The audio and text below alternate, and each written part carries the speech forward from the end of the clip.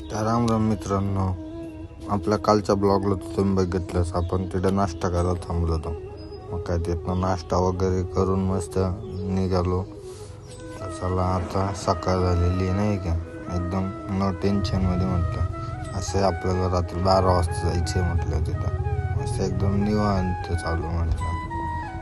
असं चाललं होतं, असं 60-60च्या स्पीडनं चाललं होतं मस्त ॲव्हरेज काढत. मग काय पाहत होतं काय आल्यानंतर रस्त्याला कोणीच दिसेना. आणि म्हटलं आता आहे ना बरोबर सकाळी सगळे झोपले असतील आता म्हटलं. तर झालं आता मला म्हटलं जरा मी पण जरा नाही काय आराम करून घेतो म्हटलं. आजी दाजीला म्हटलं तुम्ही आता चाला तवर म्हटलं झोपून घेतो आता म्हटलं नाही का मस्त. मग काय त्याच्यानंतर मस्त एकदम निवांत 2-2.5 तास डायरेक्ट झोपून घेतलं.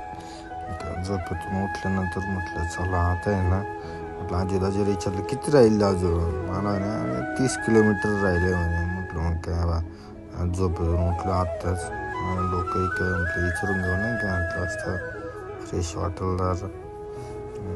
डोळे तर असे लाल पडले ते ना नाही माप नाही 24 घंटे झोपेलच नव्हतं नाही काय. त्याच्यामुळं डोळे पा एकदम लाल पडक डायरेक्ट नाव देत नाही डायरेक्ट. मग काय पुढं पाहत होतं काय पाऊस चालू झाला.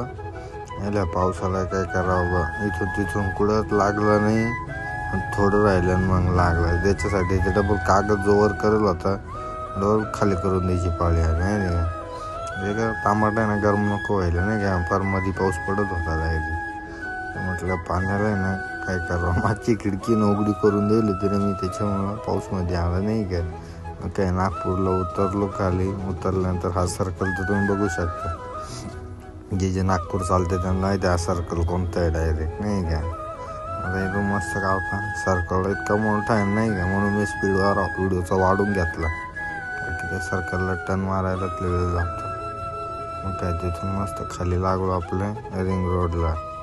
आता चला आता रिंग रोडला लागलो आहे नाही का, नो टेन्शन. आता तिथून आपण डायरेक्ट जाऊ आपलं पॉईंटला नाही का, म्हाताऱ्याच्या हॉटेलला. म्हटलं म्हाताऱ्याच्या हॉटेलवर जाऊ म्हटलं असतं. आंघोळी वगैरे करायचे तिथं, जेवण वगैरे करायचे, 1-1.5 तास आराम करायचा तिथं. त्याच्यानंतर चाललं पुढं. काय आलो आपण मस्त डायरेक्ट रॉंग साईड गाडी टाकून म्हाताऱ्याच्या हॉटेलला चाललो नाही का. एकदम फ्रेशपणा मग म्हणजे कसं एकदम आपली इकडची गँग नाही का कोणतरी रात्री जाऊ येऊन बघतो तर का 2 पिकअप लावले नाही का. म्हटलं कोणीतरी असं पाहतो तर काय कोणीच नाही इथं. आईला म्हटलं अवघड गंमत झाली इथं. आता इकडे तर कोणीच दिसतं ना. म्हटलं चला जाऊ द्या. आंघोळी वगैरे करून घेतले, एकदम फ्रेश झालो नाही का. मग काय जेवण वगैरे केले तिथं. म्हटलं चला आता जेवण वगैरे झाले आता इथनं निघू. मग काय इथून निघाल्यानंतर म्हटलं पहा रिंग रोडला गर्दी म्हणजे रात्री पण मग एवढी नव्हती नाही का. मग काय म्हटलं चला मला द्या पाहू काय होईल ते होईल पुढं. मग काय इथं आलो टोल नाक्यावरती. टोल नाका इतका भारी ना हा. इथं डायरेक्ट टोल नाक्याकडे पुरी कामाला नाही काय. त्याच्यानंतर पुढं आलो तिथे रेल्वे ब्रिज आहे, रेल्वे फाटक आहे नाही का. की त्याच्यामुळं मग इथं ट्रॅफिक लागली. ते ट्रॅफिकमुळं 1 तास इथंच अटकून बसलो डायरेक्ट. कारण की सिंगल रोड आहे आणि प्लस रेल्वे जाते नाही का तिथनं.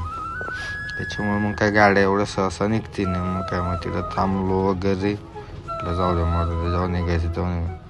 त्याच्यानंतर मार्केट राहिलं आपल्याला फक्त 10 किलोमीटर राहिल्यानंतर इतका सिंगल रोड होता ना तुम्ही बघू शकता. आता अण्णा चाललोय पुढं साईडनं फक्त 2 व्हीलर जाईल एवढी जागा राहते फक्त. एवढा सिंगल रोड नाही इतका कटाळा आला त्या रोडला. म्हटलं आयला काय बघ चांगला रोड केव्हा लागल म्हटलं नाही का. चांगला रोड लागला का मजा येते. लागला आपला चांगला रोड मस्त. पाहतो तर काय एक गाडी दिसत नाही इकडं काय की एकदम सुनाट एरिया नाही का. रात्रीचे 12 वाजलेले. म्हटलं अवघड गंमत. चला मित्रांनो भेटू आता पुढच्या ब्लॉगमध्ये. धन्यवाद.